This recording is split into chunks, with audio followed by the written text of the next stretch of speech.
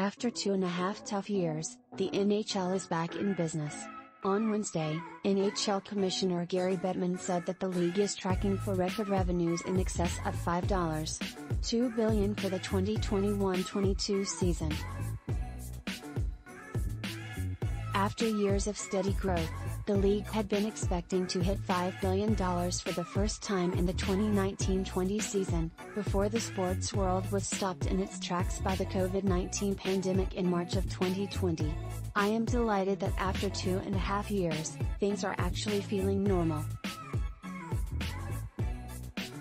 In-person press conferences, jam-packed arenas and handing out the Stanley Cup in the month of June, all very good signs for a league that had to make some major adjustments to stay operational as the world figured out how to navigate its way through a pandemic.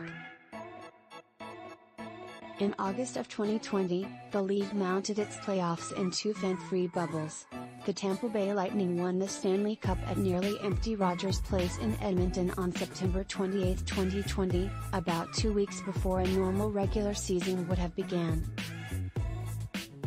The next campaign was condensed to 56 games, started in January of 2021 and featured a revamped divisional alignment that eliminated cross-border travel between the U.S. and Canada.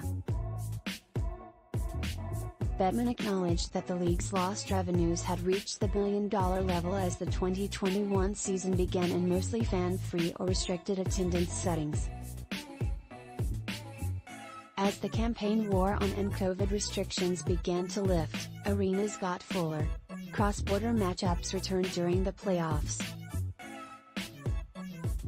And the Tampa Bay Lightning repeated as Stanley Cup champions in front of a season-high 1,110 fans at Amalie Arena on July 7, 2021. In 2021-22, the NHL returned to its regular 82-game regular season and usual divisional formats, except with the Arizona Coyotes moving to the Central Division to make room for the expansion Seattle Kraken in the Pacific, and 105 games postponed and rescheduled, largely due to COVID issues.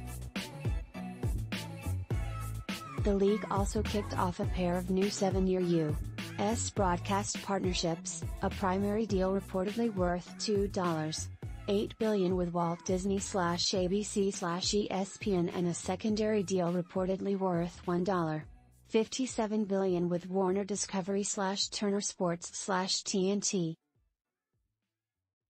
At over $620 million per season, those revenues more than tripled the $200 million per season that the league was receiving under its previous agreement with NBC Sports. And through the 2022 conference finals, U.S. ratings have been strong, up by 18% compared to 2019 for the Eastern Conference Final between the Lightning and the New York Rangers on ESPN, and up by 13% compared to 2019 for the Western Conference Final between the Avalanche and the Edmonton Oilers on